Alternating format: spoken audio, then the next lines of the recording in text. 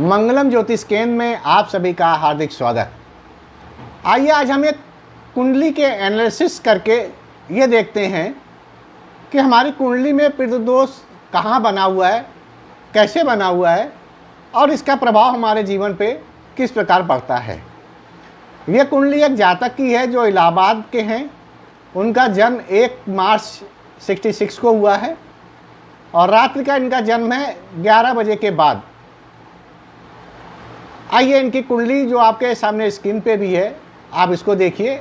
आप खुद भी इसको निकाल सकते हैं और इसको एनालिसिस करते हैं। इनकी कुंडली को देखते हुए सबसे पहले हम देख रहे हैं कि इनके चौथे भाव में सूर्य शनि की युति बनी हुई है, जो कि ये दिखला रही है कि इनके चौथे भाव में पितृदोष का प्रभाव है।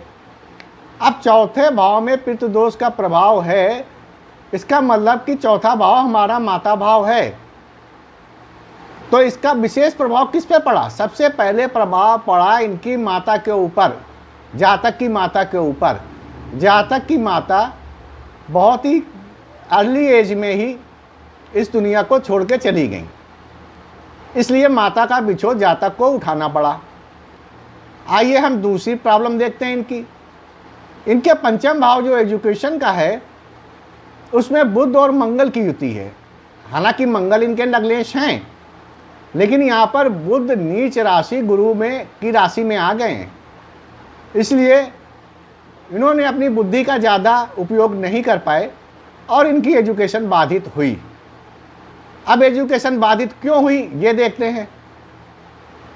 एजुकेशन इसलिए बाधित हुई कि गुरु राहु के साथ सप्तम भाव में हायर एजुकेशन वाले भाव में बैठे हुए गुरु चांडाल का योग बना रहे हैं। अब गुरु चांडाल का योग बनेगा तो निश्चित है बाधा उत्पन्न होगी। तो बाधा उत्पन्न हुई गुरु के द्वारा। गुरु हमारे पंचम के स्वामी हैं, जो एजुकेशन का है, तो शिक्षा बाधित हो गई।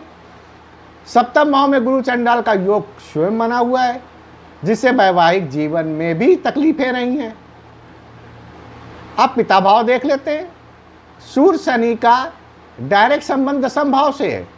सूर्य पिता के कारक हैं, तो इनके पिताजी भी बहुत जल्दी इनको छोड़ के चले गए, तो इन्हें पिता का भी अभाव झेलना पड़ा। अब इसके साथ एक दूसरा सहारा जो ससुराल पक्ष का होता है वो देखते हैं। अष्टम भाव हम ससुराल से देखते हैं। अष्टम में चंद्रमा बैठे हुए हैं, जो अपनी राशि से 12वें स्थान पे हैं। 12वां स्थान व्यय का होता है, सभी जानते हैं, और अच्छा नहीं होता है। तो ससुराल पद से भी वाद विवाद की स्थिति इनकी हमेशा बनी रही। अगर हम भाइयों का पक्ष देखते हैं तो तीसरा भाव हमारे छोटे भाइयों का होता है। तीसरे भाव के स्वामी, मकर राशि के स्वामी शनि चौथे भाव में पितृदोष बना रहे हैं। मतलब शनि जहाँ से बैठे हैं वहाँ से इनकी पहली राशि जो मकर राशि अच्छी मानी जाती है वो 12वें भाव में बैठ गई। अब 12वें भाव में बैठने से 12वां भाव लाश का होता है, तो लाश किसका हुआ? छोटे भाई का। छोटे भाई भी इनके नहीं रहे। संतान को देखते हैं। पहली संतान तो इनकी ठीक रही, दूसरी संतान हम सप्तम भाव से देखते हैं। सप्तम भाव में गुरु चंडाल का योग बना हुआ है। अब बुध नीच के होके पंचम राशि में, पंचम भाव में बैठ गए गुरु के साथ, तो इनकी एक कन्या संतान हुई और वो नहीं रही, तो एक संतान का लॉस भी इनका हुआ। तो इस तरीके से अगर हम सारे भावों को पितृदोष के द्वारा एनालिसिस करते हैं तो इनको देखिए पितृदोष के कारण कहाँ कहाँ किस किस भाव से क्या क्या समस्याएं आई, क्योंकि पितृदोष केंद्र में बना हुआ था, चौथे भाव में, सुख भाव में, जो सारी चीज को गवर्न करता है। अगर केंद्र में कोई चीज खराब बन जाती है तो हमारे कई भाव से दूषित होते हैं। इस तरीके से इनके कई भाव पर प्रभाव पड़ा और इनका जीवन कष्टमय रहा। लेकिन इनको काफ़ी यहाँ पर नीच के बुध जरूर थे, लेकिन गुरु की राशि में थे और पंचम भाव में, प्रारब्ध भाव में थे, तो इससे इनको लाभ भी बहुत मिला। इन्होंने कई जगह जॉब किया और जॉब में कई अच्छी जगह पोस्ट में रहे, तो इसका मतलब बुद्धि थी, बुद्धि का विकास था, तभी तो काम कर पाए। तो इन्होंने वहाँ पर काम भी किया, पैसे भी अच्छे पैदा किए, सब कुछ इनको पास रहा, लेकिन इनको पारिवारिक सुख नहीं मिल पाया। कारण पितृदोष। अब पितृदोष के साथ कालसर्प योग भी बना हुआ है, उसको भी हम देख लेते हैं।